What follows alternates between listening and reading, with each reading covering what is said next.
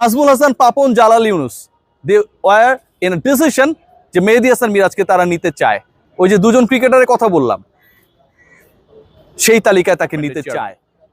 Coach যদি না চায়, চন্ডিকা হাথুরু সিং যদি না চায়, তামিম সাকিবদের খাওয়া থাকে না, মেহেদী হাসান মিরাজ 17 সদস্যের দলে ঢুকবেন, সেই সাহস, সেই গার্ডস বাংলাদেশে কেউ দেখাতে পারে না। প্রশ্ন একটাই, টি-20 বিশ্বকাপের স্কোয়াডে কেন জায়গা পেলেন না সাইফুদ্দিন? উইকেটের আলোকে চিন্তা করে কিন্তু আমরা একটা দল গুছিয়েছিলাম। এই দলটার থেকে আমরা খুব বেশি বিচ্যুত হইনি। আসসালামু আলাইকুম সুপ্রিয় দর্শক বন্ধুরা, অবশেষে নানা জল্পনা কল্পনা শেষে টি-20 বিশ্বকাপের জন্য স্কোয়াড ঘোষণা করেছে বাংলাদেশ। তবে সেই স্কোয়াড ঘোষণার পর থেকে এবার জেগেছে নানা প্রশ্ন। দর্শক বন্ধুরা, মেহেদী হাসান মিরাজ এবং সাইফুদ্দিনকে কেন বাদ দেওয়া হয়েছে, এ নিয়ে আবার নানা বিতর্কের জন্ম দিয়েছে। দর্শক বন্ধুরা, অনেকে বলে যাচ্ছে মেহেদী হাসান মিরাজ নাকি কোচের অপছন্দের কারণে শেষ পর্যন্ত এমন বলির শিকার হয়েছেন। অন্যদিকে সাইফুদ্দিন এবং সাকিবকে নিয়ে এখন যেন অনেক প্রশ্ন জেগেছে। আসলে সাইফুদ্দিনের উপর কেন ভরসা রাখতে পারছে না বাংলাদেশের টিম ম্যানেজমেন্ট, যেখানে সাইফুদ্দিন অনেক অভিজ্ঞ। দর্শক বন্ধুরা, চলুন আমরা সেই সকল বিষয়গুলো পরিপূর্ণ জেনে নেই। অবশ্যই ধৈর্য সহকারে পুরো ভিডিওটি দেখবেন, তাহলে এই সকল বিষয়গুলো পরিপূর্ণ বুঝতে পারবেন। ডিসকাশনে অনেক ইস্যু রয়েছে। ডিসকাশনে সেই ইস্যুগুলোকে ব্যবচ্ছেদ করার আগে গাজী আশরাফ হোসেন লিপুকে রিয়াসাত আজিম বাংলাদেশ ক্রিকেট বোর্ডের প্রেস কনফারেন্স হলে একটা প্রশ্ন করেছিলেন। সেই প্রশ্নটা একটু শুনে আসা দরকার। সেই প্রশ্ন শুনবো। দেখো, একটা প্রশ্ন ছিল যে ওই তানজিম সাকিব এবং সাইফুদ্দিন ইস্যুতে আপনি বলছিলেন যে আসলে সাইফুদ্দিন প্রপার ইয়র্কার গুলো করতে পারছিল না, বিবেচনার ক্ষেত্রে এটা শেষ মুহূর্তে কাজে এসেছে বা আপনাদের মাথায় ছিল, এবং তানজিম সাকিবের থেকে সাইফুদ্দিন 7 উইকেট বেশি পেল, যেহেতু প্রপারলি পার্টিকুলার সিচুয়েশনে আসলে সে ডেলিভার করতে পারেনি, সেটাই রিজন হয়েছে। তো একই প্রশ্ন যদি আমি মাথায় নিই, তানজিম সাকিব ওই সিচুয়েশনে ইয়র্কার করা বা ওই সিচুয়েশন হ্যান্ডেল করার ক্ষেত্রে কি কোথাও সফল হয়েছে যে 2টা ম্যাচ খেলেছে? এক। দ্বিতীয় যে বিষয়টা, সেটা হচ্ছে যে আপনারা ক্রিকেটারদের পারফরমেন্স দেখে নিয়েছেন, কিন্তু তানজিম সাকিব যেমন কম ম্যাচ খেলে বেশি উইকেট না পেয়েও বা ওই ইয়র্কার করার জায়গায় সফল না হয়েও দলে এসেছে, আফিফ হোসেন ধ্রুব 17 জনের মধ্যে আছেন, তাকেও খেলানো হয় নাই। তো এই যে কম খেলা বা খেলানো না হওয়া ক্রিকেটাররা বিশ্বকাপে যাচ্ছে, এটা কি ঠিকঠাক? ইয়াস, আমি প্রশ্ন করেছিলাম যে 2টা বিষয় আমাকে অনেক বেশি খটকা লেগেছিল। প্রথমত, দলটা কেমন হয়েছে যদি জিজ্ঞেস করেন, আমি দল নিয়ে কোনো কমপ্লেন করছি না। It's a good team. আবারও বলছি, ইটস এ গুড টিম। এবং গাজী আশরাফ হোসেন লিপু, হান্নান সরকার, আব্দুর রাজ্জাক যে দলটা ঘোষণা করেছেন, এই দলটাই প্রবাবল বেস্ট টিম। কিন্তু প্রশ্নের সবচেয়ে বড় জায়গা যেটা, যে প্রশ্নগুলো করার জন্যই আসলে প্রেস কনফারেন্স করা হয়, প্রেসে আমরা যারা কাজ করি সেই প্রশ্নের আমরা প্রপার উত্তরটা আশা করি। সেই জায়গাটায় যখন গাজী আশরাফ হোসেন লিপু অন্য একজনের প্রশ্নের উত্তরে বললেন যে সাইফুদ্দিনের ইয়র্কার গুলো ঠিকঠাক ভাবে পড়ছিল না বা হচ্ছিল না, despite he has got 8 wickets in 4 matches, এবং তানজিম সাকিব 2 ম্যাচ খেলে 1 উইকেট পাবার পরেও, কস্টলি থাকার পরেও তাকেই চুজ করা হয়েছে। আমার খুব বেসিক প্রশ্ন ছিল যে তানজিম সাকিবের ইয়র্কার কি ঠিকঠাক ভাবে পড়ছিল কিনা, ওই সিচুয়েশনসে তানজিম সাকিব তিনি কি ইকোনমি মেনটেন করে বল করতে পেরেছিলেন কিনা। উত্তরটা হচ্ছে না। তো 2টা নেগেটিভ ক্যারেক্টারের মধ্যে যদি একটাকে বেছে নিতে হয়, আপনি তো নিশ্চয়ই তাকেই নেবেন যে বেশি উইকেট পেয়েছে, তুলনামূলক বেশি ম্যাচ খেলেছে, মোমেন্টাম অনেক সময় ক্রিয়েট করেছে। শুরুর দিকে জিম্বাবুয়েকে ধসিয়ে দেবার ক্ষেত্রে প্রত্যেকটা ম্যাচে Saifuddin he played a big role. আপনি চুজ করেছেন তানজিম সাকিবকে। তানজিম সাকিবের কোয়ালিটি নিয়ে, ক্যালিবার নিয়ে, দলভুক্ত হওয়া নিয়ে আমার কোনো প্রশ্ন নেই। আমার প্রশ্নটা হচ্ছে যে কোন স্পেসিফিক কারণে তাকে নেওয়া হলো। গাজী আশরাফ হোসেন লিপু উত্তর দিয়েছেন, আস্থার জায়গাটা পরিপূরণ করতে পারেননি সাইফুদ্দিন। আমার আর কিছু বলার নেই, কারণ এরপরে তিনি বলেছেন সব ভেতরের ইস্যুগুলো আসলে পাবলিক করতে চান না।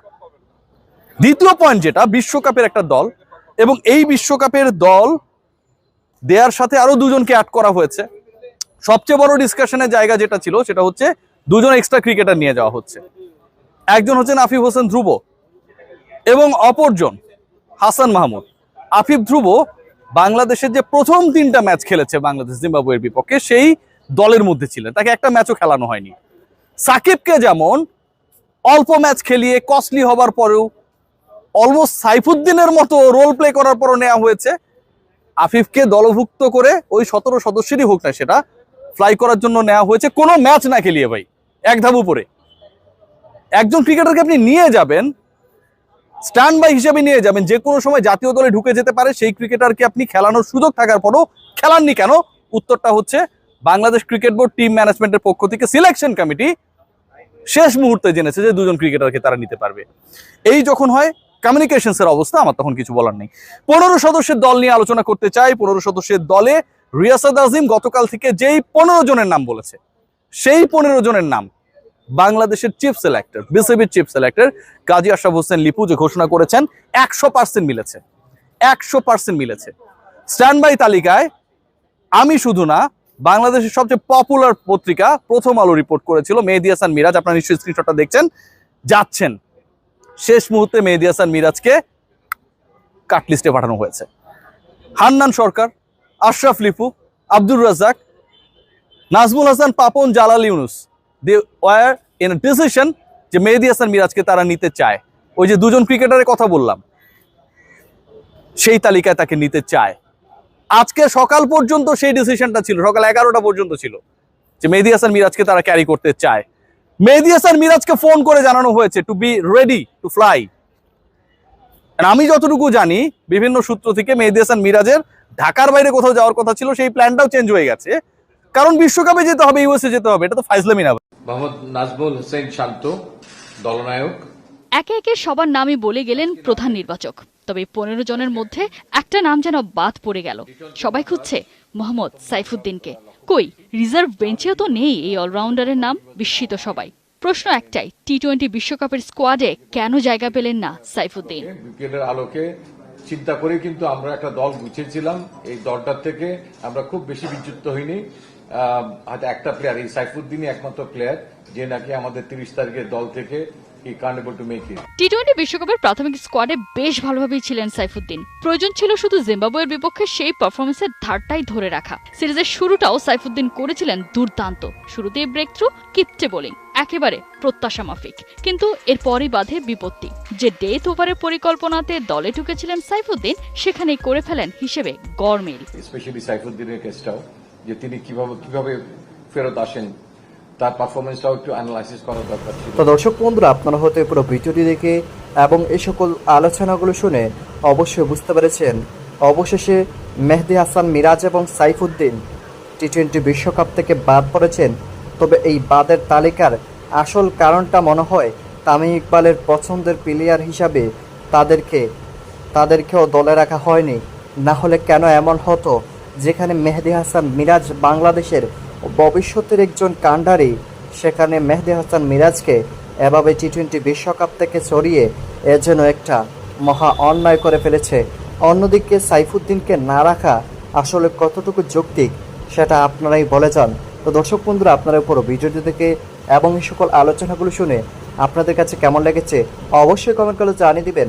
দর্শক